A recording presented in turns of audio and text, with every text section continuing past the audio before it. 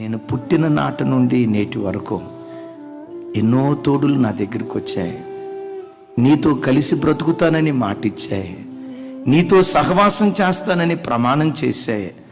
అన్ని తోడులు నేను కోల్పోయా, కానీ పుట్టిన నాటి నుండి నేటి వరకు నీ తోడు మాత్రం నాకెన్నడూ దూరం కాలేదా.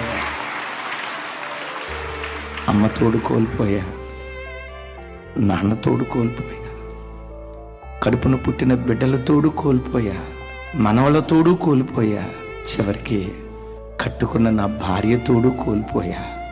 అయ్యా, అన్ని తోడులు నాకు దూరం అయిపోయాయేమో, కానీ నీ తోడు మాత్రం నాకు దూరం కాలేదయ్యా. జీవిత సత్యం ఏంటో తెలుసా?